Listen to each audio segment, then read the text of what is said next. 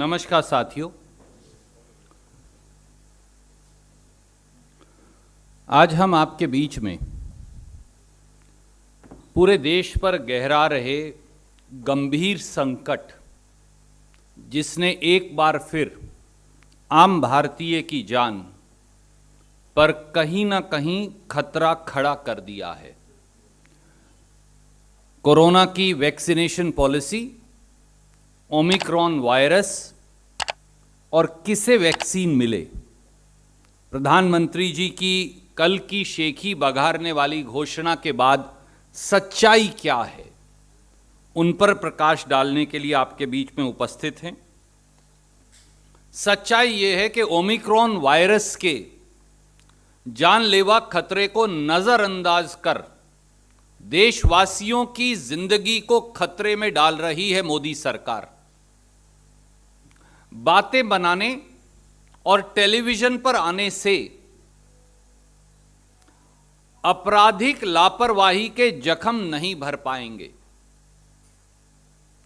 मेरी बात शुरू करते हुए मैं ये जरूर कहूंगा कि भारतीय राष्ट्रीय कांग्रेस देश के डॉक्टर साहिबान, nurses, paramedics, health workers, frontline workers, corona warriors, हम उनके शुक्रगुजार हैं जिन्होंने अपनी जान हथेली पर रखकर इस देश के लोगों की वैक्सीनेशन में अग्रणी योगदान दिया। वो साधुवाद के पात्र हैं।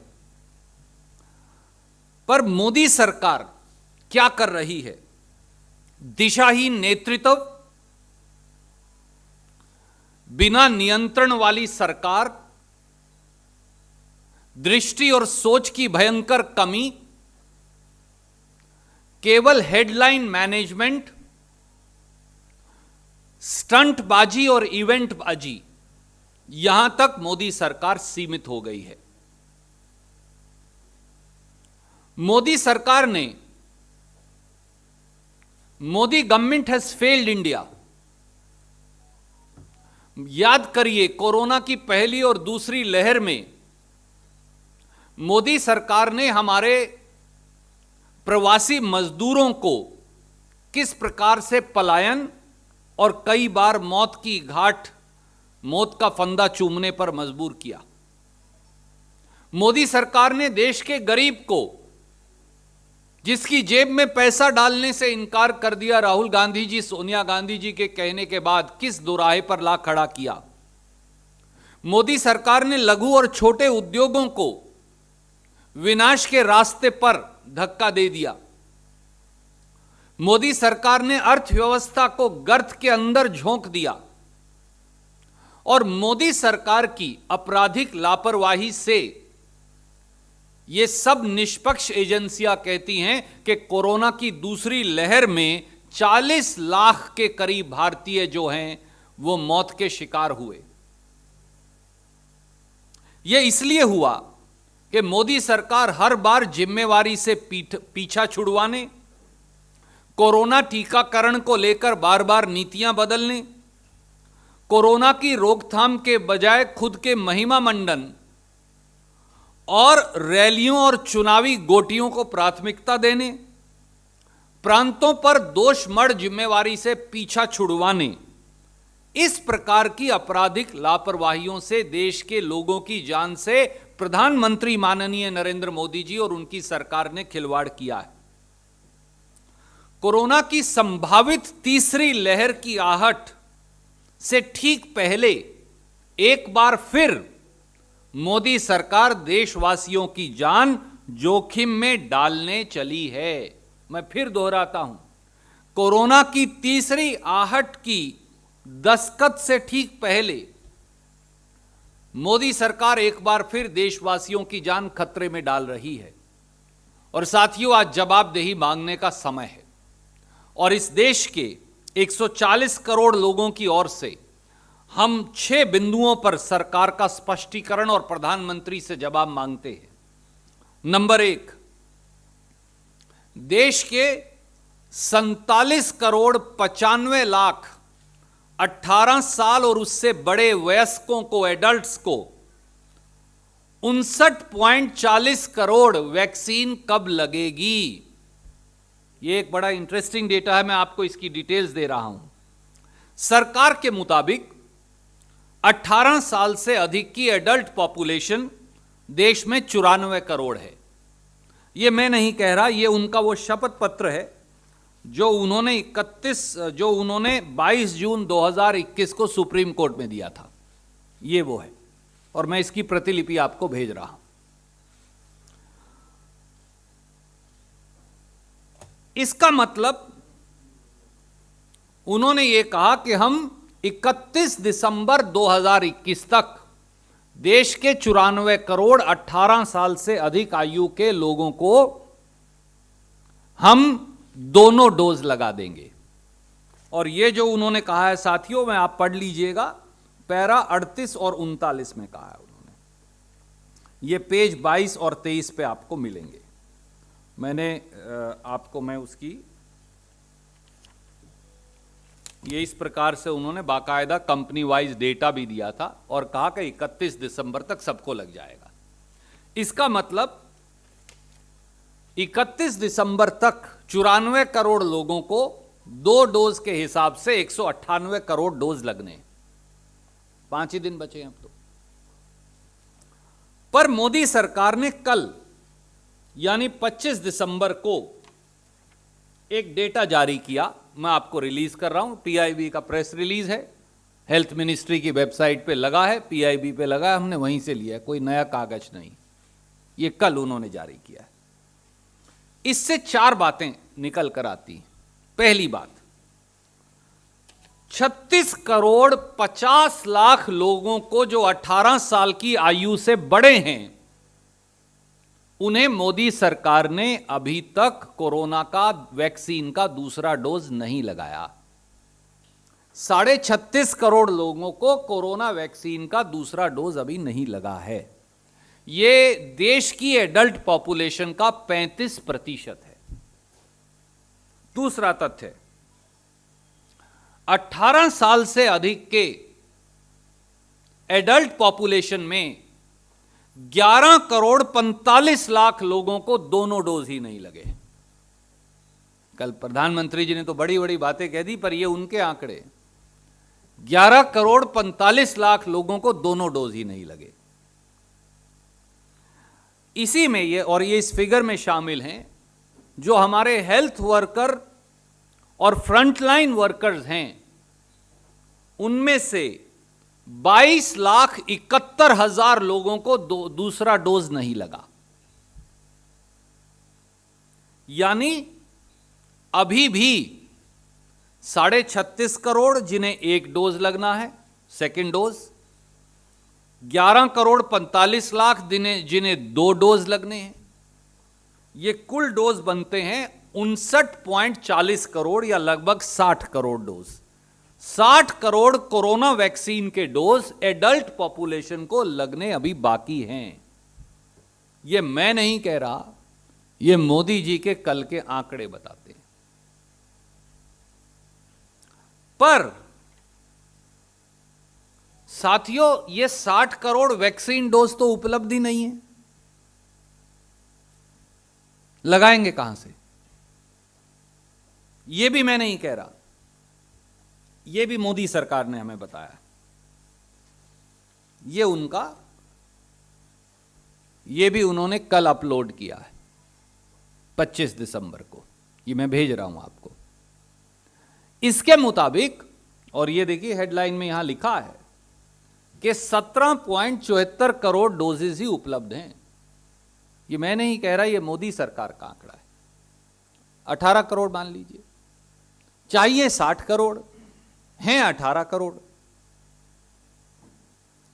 तो भैया वो बाकी के जो बचे 41.5 करोड़ डोज वैक्सीन के, वो कब आएंगे, कहां से आएंगे और कब उपलब्ध करवाएंगे?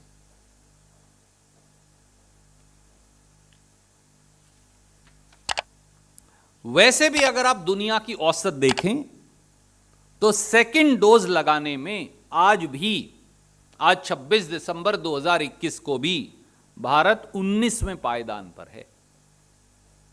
21 तारीख को जब 100 करोड़ हुए थे तब भी याद करिए, मैंने बताया था, तब भी हम 19वें नंबर पे थे, आज भी वहीं हैं। पर मोदी जी ने कल शाम को और आज सुबह ना कोई इसका रास्ता बताया, ना नीति, ना दृष्टि। दूसरा पहलू, कल नई घोषणा कर दी और उसमें यह कहा कि जो कोरोना वॉरियर्स हैं, यानी फ्रंटलाइन वर्कर्स, दूसरे हमारे साथी और 60 साल से जो बड़े हैं, इनको बूस्टर डोज लगेगा। और जो 15 साल से 18 साल के हमारे नौजवान हैं, उनको अब नए सिरे से डोज लगना शुरू हो जाएगा, क्योंकि पहले 18 साल से हमारी मांग रही है, पर मोदी जी ने यह स्वीकार नहीं की थी। अब इनकी संख्या देख लीजिए क्या है। देश में यह ताजा डेटा यह कहता है कि देश में 1.89 करोड़, 1,79,00,000 कोरोना वॉरियर्स हैं। देश में एनएसओ की ताजी रिपोर्ट यह बताती है कि 60 साल से ज्यादा की उम्र के 13,80,00,000 बुजुर्ग हैं। यह मैं नहीं कह रहा, एनएसओ की रिपोर्ट बता रही है ताजा। और एक अनुमान के मुताबिक, क्योंकि यह सेग्रीगेटेड डेटा अवेलेबल नहीं है कहीं भी, 15 साल से 18 साल के 10 करोड़ युवा हैं। तो इनकी कुल संख्या साथियों बन जाती है 25,70,00,000। तो इन 25,70,00,000 के लिए कल मोदी जी ने घोषणा कर दी। इनको जो वैक्सीन लगने हैं कुल, वो हैं 35,70,00,000। वो कैसे? 1,79,00,000 कोरोना वॉरियर्स को एक डोज बूस्टर शॉट लगेगा। एम आई राइट? जो हमारे बुजुर्गवार हैं, आई एम प्रिज्यूमिंग कि वो सब वैक्सीनेट हो गए, हालांकि नहीं हुए, पर एक बार मान लीजिए 13,80,00,000 बुजुर्गों को भी एक डोज लगेगा। तो 1.89 प्लस 13.80 करोड़। और जो 10 करोड़ युवा हैं, उन्हें 2 डोज लगेंगे, यानी 20 करोड़ डोज। तो ये 25,70,00,000 लोगों को 35,70,00,000 वैक्सीन डोज लगने। तो देश में अब कितने वैक्सीन की आवश्यकता होगी? 18 साल से जो ऊपर है, मैंने उनका डेटा आपको दिया है, जो उनको अभी वैक्सीन लगने हैं, वो अभी बचे हुए हैं, वो हैं 59.5 करोड़ या 59,40,00,000। और इनको लगने हैं 35.70 करोड़। तो हमें कुल वैक्सीन जो चाहिए इमीडिएटली आज, वो 95,10,00,000 वैक्सीन चाहिए मोदी जी के मुताबिक। और औसत जो है, पिछली बार जब इन्होंने 100 करोड़ के बाद भाषण दिया था, और आज तक की औसत 64 लाख वैक्सीन प्रतिदिन लग रहे हैं, 64 लाख। तो अगर ये औसत भी लगाएं तो लगभग 149 दिन चाहिए। और पर भैया, ओमिक्रॉन वायरस तो हमारे दरवाजे पर खड़ा है, और आपके पास वैक्सीन कहां है? आप तो कह रहे हो मेरे पास तो 17.5 करोड़, 17.5 करोड़ वैक्सीन है। मैं ये कह रहा हूं, आप जो कह रहे हैं उसके मुताबिक आपको 95,10,00,000 वैक्सीन आज चाहिए दोस्तों। तो मोदी जी ये तो बता दीजिए देश को, घोषणा तो कर दी, वाहवाही भी खूब लूट ली। वाहवाही तो तुगलक ने भी लूट ली थी जब उन्होंने राजधानी बदल दी थी। पर ये वैक्सीन है कहां और कब तक उपलब्ध होंगे? क्योंकि वैक्सीन ये तो हमारे दरवाजे पर दस्तक दे रहा है। तीसरा पहलू, वैक्सीन कहां से आते हैं? Let us see that also. उसका भी डेटा मोदी जी ने रिलीज किया, हमारा कुछ नहीं। वैक्सीन बनाने वाली 2 बड़ी कंपनियां इस समय हिंदुस्तान में हैं अप्रूव्ड। एक सीरम इंस्टीट्यूट का कोविशील्ड, एक भारत बायोटेक का कोवैक्सीन। मोदी जी ने संसद को बताया कि सीरम इंस्टीट्यूट का कोविशील्ड जो है वो 1 महीने में 11 करोड़ डोज बनाता है। ये हमने नहीं बताया, उन्होंने बताया। मैं आपको पार्लियामेंट का जवाब भेज रहा हूं। This is that parliament question. उन्होंने लिखकर बताया कि भैया वो 11 करोड़ डोज हर महीने बनाता है। और उन्होंने ये भी कहा कि भारत बायोटेक, जब ये जवाब आया उस समय तो बोले कि 2.5 करोड़ बनाता है, पर दिसंबर तक वो 5,80,00,000 बनाने लगेगा। तो आप 5,80,00,000 मान लीजिए बनाने लगे हो या ना। तो आप एक महीने में हिंदुस्तान 16 करोड़ 80 लाख वैक्सीन डोज बनाता है। हमें चाहिए 95 करोड़ 10 लाख। और वैक्सीन मैत्री इनिशिएटिव में आपने 10 करोड़ 15 लाख विदेशों में भी भेज दिए हैं आज तक। ये कल का डेटा है, ये रहा, ये मैंने MEA की वेबसाइट से निकाला है, आपको मैं भेज रहा हूं। तो आप बाहर भी भेजे जा रहे हैं। आपको 95 करोड़ चाहिए, आपके पास अभी 17.25 करोड़ हैं। आप एक महीने में 16 करोड़ 80 लाख से ज्यादा बना ही नहीं सकते। विदेश से अभी वैक्सीन आ नहीं रहे, जिनकी उम्मीद थी, जिनके बारे में सुप्रीम कोर्ट को कहा था। तो हमारे लोगों को, जिनके बारे में कल रात को आप घोषणा कर चुके हैं, बुजुर्गों को, 60 साल से बड़े लोगों को, कोरोना वॉरियर्स को, 15 साल से 18 साल के युवाओं को, और जो 18 साल से बड़े जिनको अभी वैक्सीन नहीं लगा, उन्हें कब दोगे, कैसे दोगे और कहां से लाओगे मोदी जी? 3 बातों का जवाब देश मांगता है। और चौथा पहलू और ज्यादा मैं रुचिकर नहीं कहूंगा, भयानक है। 15 साल से कम के आयु के बच्चों और युवाओं को वैक्सीन लगाने बारे मोदी सरकार की कोई नीति क्यों नहीं है? साथियों, भारतीय राष्ट्रीय कांग्रेस के हम सब साथियों ने कुछ एक्सपर्ट्स के साथ पूरी दुनिया की वैक्सीन पॉलिसीज देखी। पूरी दुनिया में 3 साल से 18 साल के बच्चों और युवाओं को वैक्सीन लग रहा है। पहली बात, मिडल ईस्ट कंट्रीज और चाइना में 3 साल ऑनवर्ड्स, 3 साल और 3 साल से बड़े बच्चों और युवाओं को लग रहा है। अमेरिका में 5 साल से 18 साल तक के सब बच्चों युवाओं को लग रहा है। और वहां तो कवरेज भी मुझे बताया कि 30-35% हो गई है। यूरोप में, यहां तक कि अफ्रीका के देशों में, जो हमसे भी कई देश कम डेवलप्ड हैं, वहां भी 12 साल और 12 साल से बड़े सब युवाओं को वैक्सीन लग रहा है। तो हमारे देश में फिर 15 साल से 18 साल क्यों?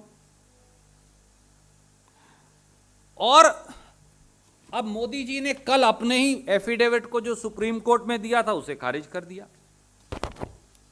ये उन्होंने वो एफिडेविट दिया है, ये दिया था साहब 22 जून 2021 को। ये इसके 2 पैराज हैं, मैं आपकी उनकी 4-4 लाइन पढ़ देता हूं। उसमें उन्होंने कह रखा है कि ड्रग रेगुलेटर ने तो 12 साल एंड अबव के वैक्सीन को, एक नहीं 2-2 वैक्सीन बस अप्रूव हो गए, हम लगा देंगे।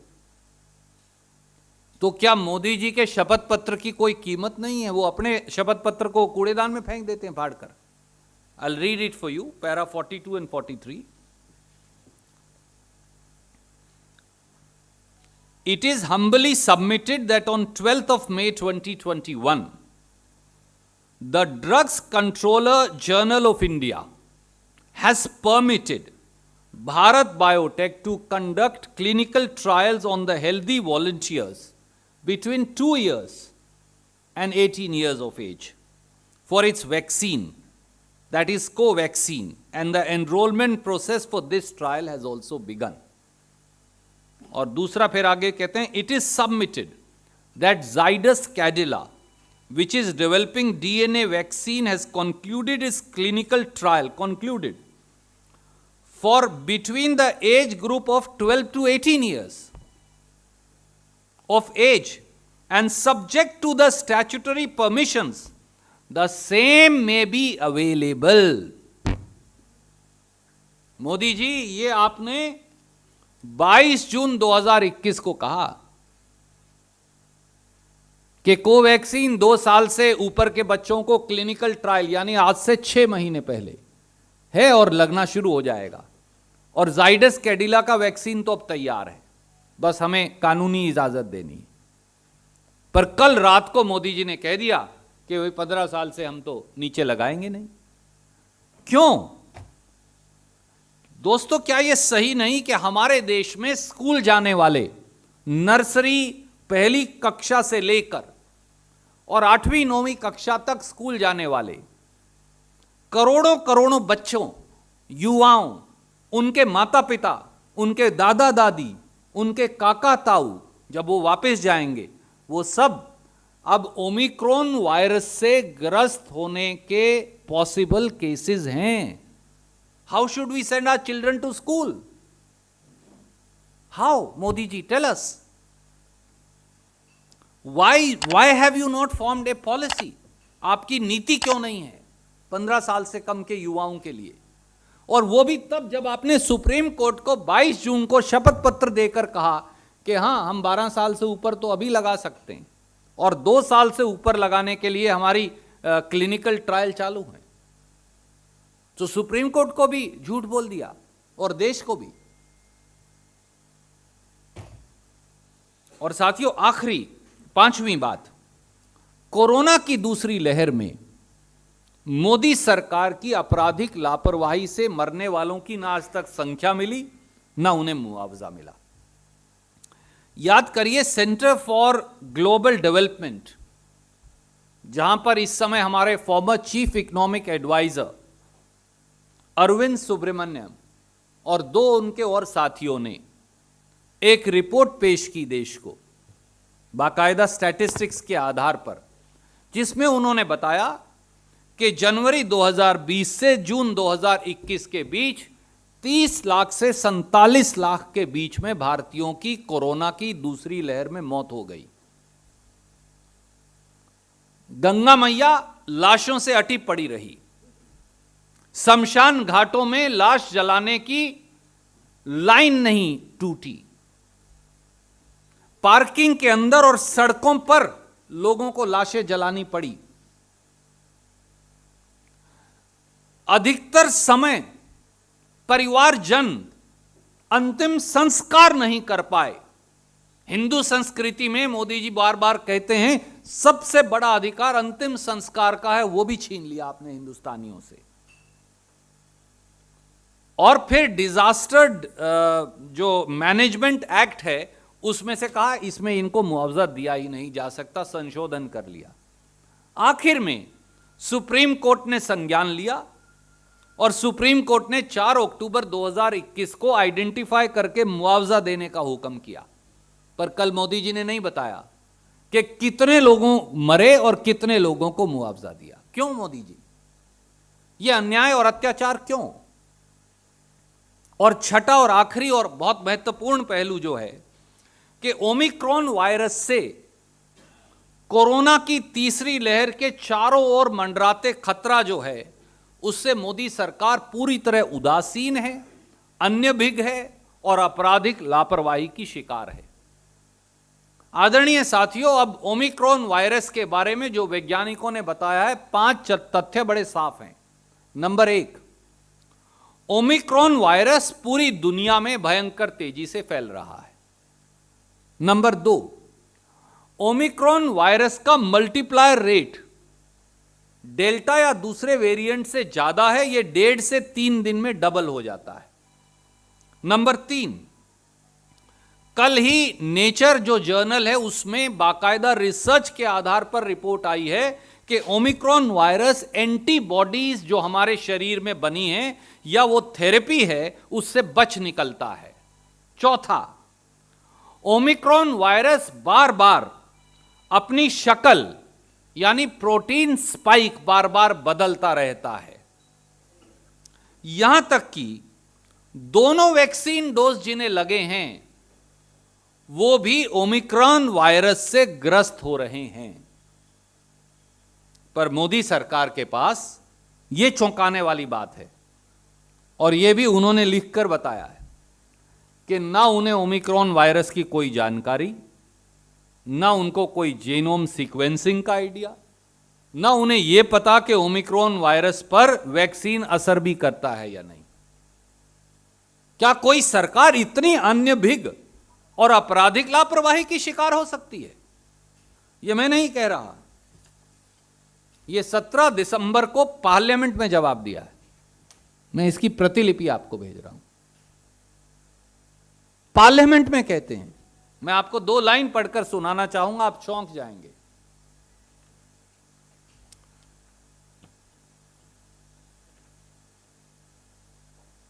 There are limited available data and no peer-reviewed evidence on vaccine efficacy or effectiveness to date for Omicron. Modi सरकार कहती है हमें नहीं पता वैक्सीन असर करेगा ओमिक्रॉन वायरस के खिलाफ या नहीं, ना हमारे पास कोई डेटा है ना जानकारी है। तो भैया कौन बताएगा, किसके पास जाएं हम? इस देश के 140 करोड़ लोगों को मोदी जी क्या भगवान भरोसे छोड़ दिया आपने? मोदी जी ने ओमिक्रॉन वायरस के खतरे से निपटने के लिए कोई तैयारी तो नहीं की। हां, उत्तर प्रदेश में शादी में 200 लोगों के इकट्ठा होने पर बैन जरूर लगा दिया, पर खुद की हजारों और लाखों की रैली अभी भी चल रही हैं।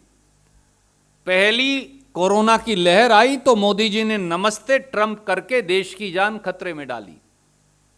दूसरी कोरोना लहर आई तो जन आशीर्वाद यात्रा और बंगाल में रैलियां कर किसी पर ध्यान नहीं दिया, वैज्ञानिक पर, लोगों की जान खतरे में डाली।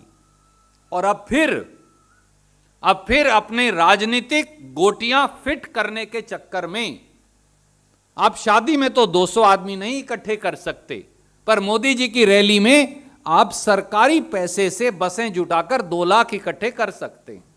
यह अब इस देश का कोरोना वायरस से लड़ने का तरीका और मापदंड हो गया है साथियों, क्योंकि ना इस सरकार को जानकारी है, ना समझ है, और ये अन्य विज्ञता और आपराधिक लापरवाही की शिकार हैं। तो वक्त की मांग है कि प्रधानमंत्री श्री नरेंद्र मोदी राजधर्म निभाएं, स्पष्ट वैक्सीन नीति अपनाएं, 5 से 15 साल के युवाओं को वैक्सीन उपलब्ध करवाएं और ओमिक्रॉन वायरस के खतरे से बचने के लिए देश को रास्ता सूझाएं। Before I take questions, I'd like to say very briefly in English for our friends from the English media. Modi government has failed India. Modi ji failed the migrant workers during the first and second corona wave. Modi ji failed India's poor during the first and second corona wave when he refused to put a single pie in the hands of India's poor when the whole world was doing it. Modi ji failed the small and medium businesses when he virtually let them to fend for themselves, and large number of them have shut down, leading to 14 crore job losses. Modi ji failed the economy, which is in doldrums, and inflationary pressure is being felt by the common Indian. And Modi ji's gross mismanagement of corona led to death of nearly 40 lakh Indians, as various surveys suggest. The tepid response to Omicron virus, bordering on directionless drift, is even more alarming now. The entire policy paralysis of Modi government in dealing with coronavirus, including Omicron, is marred by failure of leadership, rudderless response, and planless preparation. The only solution he has, the Prime Minister and his government, is escape responsibility, have a completely confused and repeated changes in vaccination policy, as he has done multiple times over, preoccupation with self-promotion by putting pictures on vaccination certificates and holding public rallies, accusing and shifting the burden, pass the buck on to the states, and shoulder zero responsibility. Do not be seen in the midst of the pandemic, act as if you don't exist, and reappear to claim credit. That's the long and short of the policy of this government. And despite the lofty announcements and accolades that Prime Minister was trying to earn yesterday, the harsh reality is otherwise. And the harsh reality in one line, if I was to say, the first harsh reality is that 47 crore 95 lakh adults above 18 years of age are yet to be administered 59 crore 40 lakh vaccine doses. The second harsh reality is, where are the vaccine doses? For as per Modi government, they have currently availability of 17 crore 74 lakh vaccines only. While for above 18 years, they need 59.40 crore. Thirdly, the yesterday's announcement would mean that 25.69 crore people,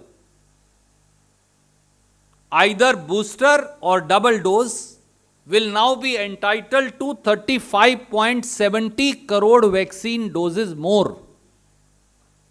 The total of these two comes to 95 crore 10 lakh vaccine doses. But where is the vaccine?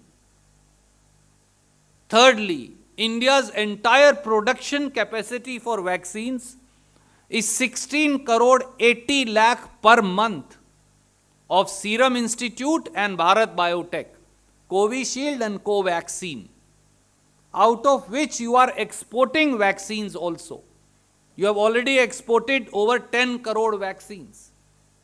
So how, by when and by which date will all these Indians be administered the vaccine is the simple question to the Prime Minister.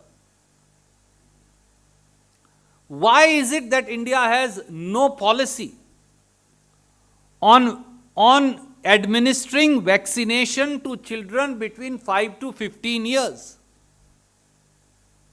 This is despite the fact that on 22nd June 2021, Modi government filed an affidavit saying that the vaccine would now be available from 12 to 18 year olds, and from 2 years to 18 years old the vaccine was in clinical trial. The world over, the entire world is vaccinating children above 3 years or definitely above 5 years. Positively above 12 years, even underdeveloped countries are doing so.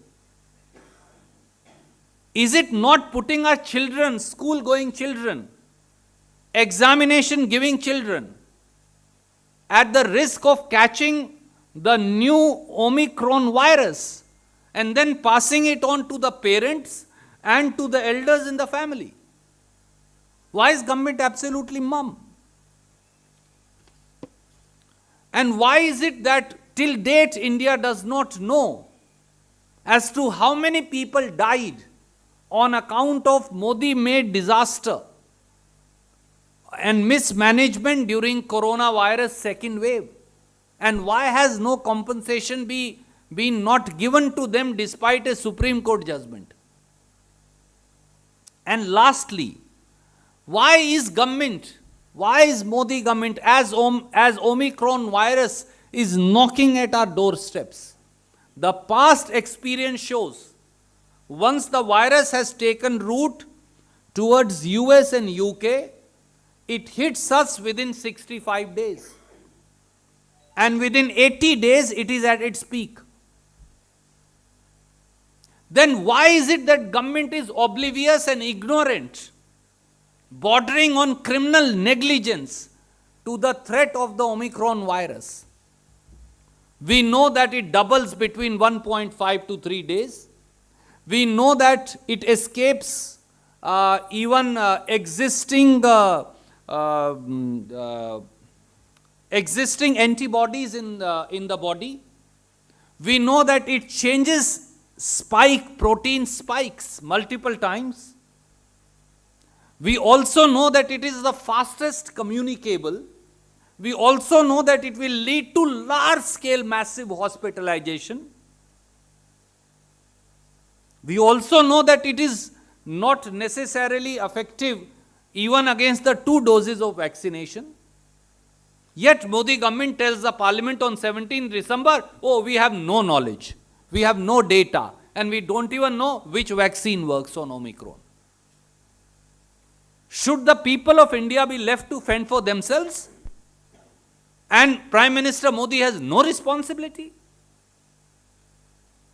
Is that the Raj Dharma that Prime Minister and Modi government is implementing is the question. Any questions you're welcome to ask.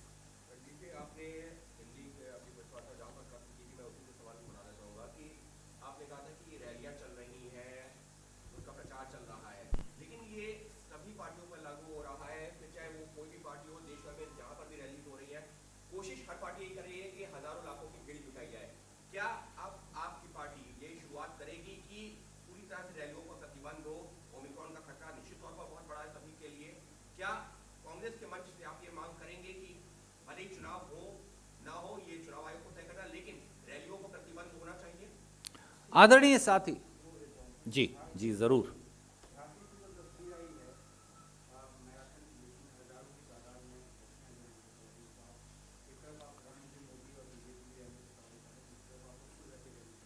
आदरणीय साथी, सबसे पहले तो आप दोनों को सवाल के लिए साधुवाद। सवाल का जवाब बड़ा सीधा है। सत्ता में कौन है? भारतीय जनता पार्टी। प्रधानमंत्री कौन है? माननीय नरेंद्र मोदी जी। उत्तर प्रदेश में कौन सत्तासीन है? Bharatiya Janata party. Scientific data किसके पास अवेलेबल है? मोदी सरकार के पास। ओमिक्रॉन के खतरे के बारे में जमीनी जानकारी शायद किसको उपलब्ध हो सकती है? सरकार को। प्रतिबंध लगाने का दायित्व, अधिकार कानून और संविधान में किसको दिया गया है? सरकार को। रैली बंद करना या रैली चलाने का ऑर्डर निकालने का अख्तियार किसको है? सरकार को। तो कांग्रेस निर्णय कैसे करेगी? या समाजवादी पार्टी या बहुजन समाज पार्टी या लेफ्ट पार्टीज निर्णय कैसे करेंगी? यह निर्णय करना है प्रधानमंत्री और मुख्यमंत्री को। सारे तथ्यों की जानकारी लेकर हमारा काम है एक जागरूक नागरिक के तौर पर देश को और सरकार को जगाना, जैसा राहुल गांधी जी कोरोना की पहली लहर से लगातार करते आए हैं। ये तथ्य हैं जो इस समय जग जाहिर हैं। इनके आधार पर सरकार को निर्णय लेना है। जो निर्णय मोदी जी की सरकार लेगी, भाजपा सरकार लेगी, जनता के हक में कांग्रेस पार्टी उसकी अनुपालना करेगी।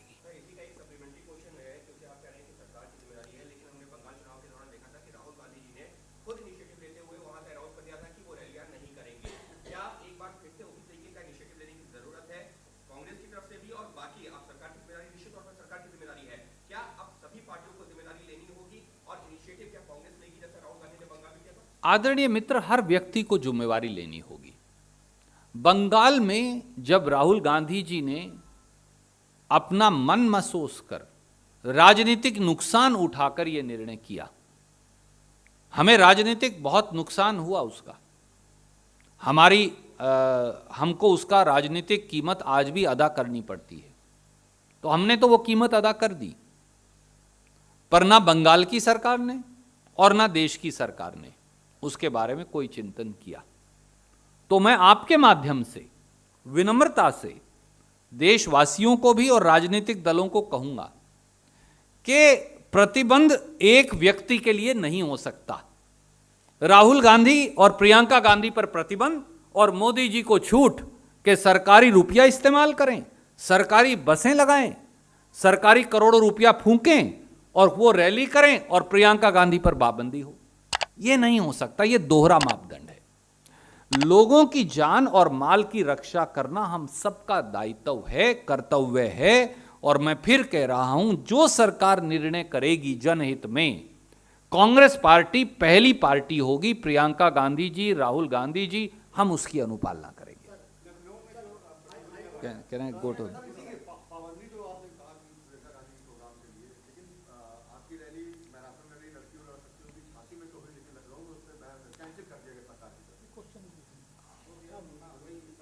आदरणीय साथी, प्रियंका गांधी जी अगर लड़की हूं, लड़ सकती हूं, लड़कियों महिलाओं के सशक्तिकरण के लिए अगर दौड़ करवाएं तो उस पर तो पाबंदी लिखित तौर से हमने स्वीकार कर लिया, पर मैं एक और पत्र आपको भेज रहा हूं।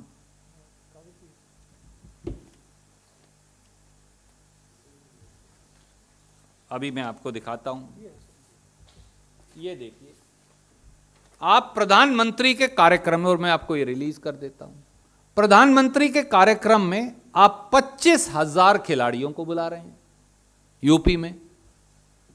तो प्रियंका गांधी के लिए एक मापदंड और मोदी जी के लिए 25,000 स्पोर्ट्स पर्सन्स इकट्ठे करने का एक दूसरा मापदंड। आप जो पूछ रहे थे यही जवाब है। एक राजनीतिक व्यक्ति और एक राजनीतिक दल तो नुकसान उठाने को तैयार हैं जनहित में, पर माफ कीजिए, सरकार की जवाबदेही और जिम्मेवारी क्या है, ये करते हैं प्रदेश के प्रधानमंत्री। अगर कानून को इस प्रकार से पांव के नीचे कुचलेंगे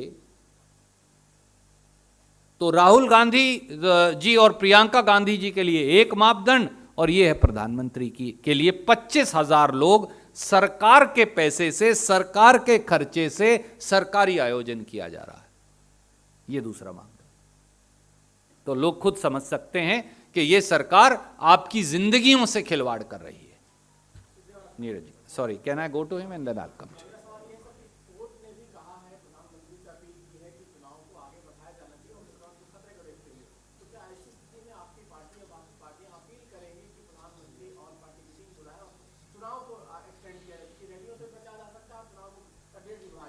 आदरणीय मित्र, मैं इस सवाल का जवाब दे चुका, पर मैं फिर कहूंगा, एक नागरिक के तौर पर मैं चिंतित हूं इस देश के हर उस बच्चे के लिए और युवा के लिए जो स्कूल जाता है।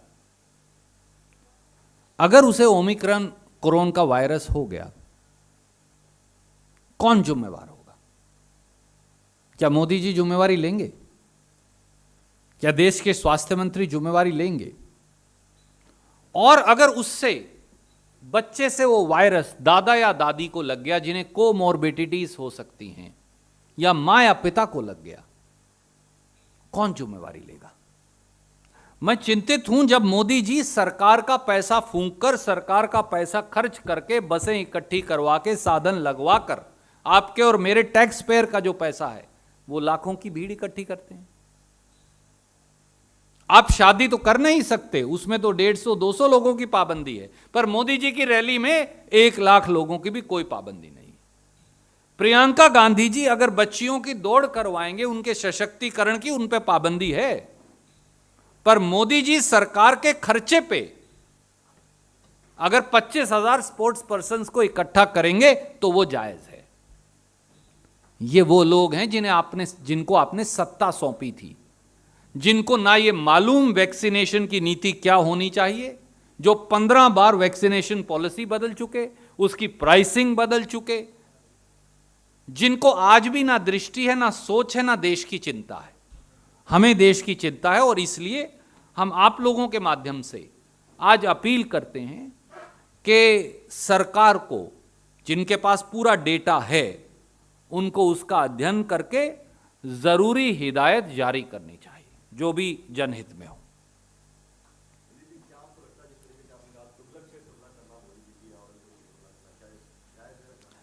देखिए, मोदी जी की आदत है हर चीज को धर्म के आधार पर तोड़ना मरोड़ना।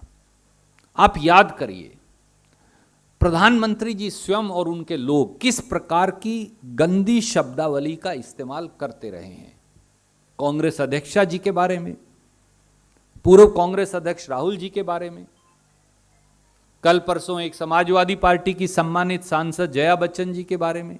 आए दिन इस देश में किसी ना किसी भद्दी शब्दावली का शिकार होना पड़ता है विपक्ष के लोगों को। पर जब मैंने तुगलकी फरमान कहा तो वो एक ऐतिहासिक उदाहरण है कि दिल्ली की सल्तनत पर बैठे लोग अपनी हठधर्मिता और जिद से देश की अर्थव्यवस्था और लोगों को कैसे खतरे में डालते हैं। ये मोदी जी कर रहे हैं। धन्यवाद। Yes ma'am, she is been waiting, I will come back to you.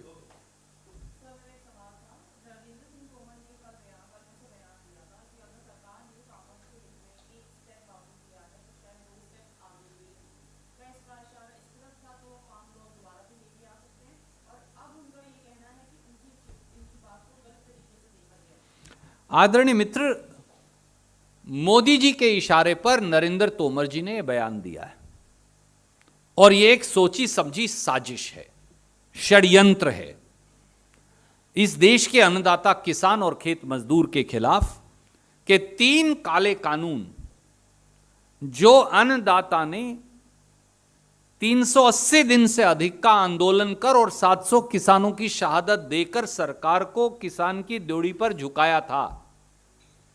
केवल इसलिए सरकार झुकी कि उन्हें अपनी हार उत्तराखंड, पंजाब और उत्तर प्रदेश में साफ दिखाई देती थी।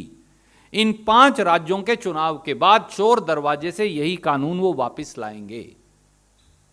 इसलिए हमने तो कल कहा कि भाजपा की हार में ही मजदूर और किसान की जीत है। ऐसा सुपड़ा साफ करिए इन 5 राज्यों में कि वो दोबारा ऐसे काले कानून लाने की हिमाकत कर ही ना सके। नीरज जी,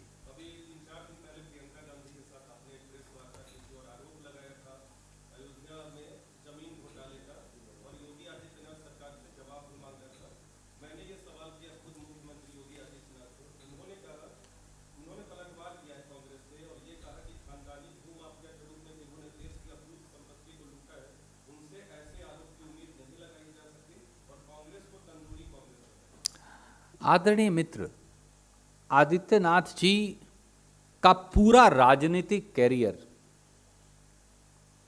वो भगवा पहनते तो हैं, पर उन्हें भगवा के मायनों की जानकारी नहीं। भगवा बलिदान का द्योतक है। केसरिया हमारे झंडे का पहला रंग है भारत के। भगवा बलिदान है, भगवा कर्म है, भगवा अनुशासन है, भगवा कर्तव्य की अनुपालना है, भगवा सदाचार है, प्रेम भी है, भगवा धर्म की मर्यादा वह है, जबान की मर्यादा है। जबान लड़खड़ाने वाले व्यक्ति को शायद आप कपड़े का आवरण तो उड़ा सकते हैं, पर उनके मन में जो कुंठा धरी है वो नहीं निकाल सकते। सवाल बड़ा सीधा था प्रियंका जी का, हमने सबूत दिखाए ना। 15 मिनट और 23 मिनट में 2 करोड़ की जमीन 18.5 करोड़ की हो गई। राम नाम पर राम मंदिर का चंदा खा लिया गया। चंदा चोरों के साथ क्या मुख्यमंत्री खड़े हैं? अगर आदित्यनाथ जी चंदा चोरों के साथ खड़े हैं तो उनकी भूमिका भी संदेह के घेरे में है। फिर ये चंदा चोरी का पैसा कहां कहां गया, इसकी भी जांच होनी चाहिए।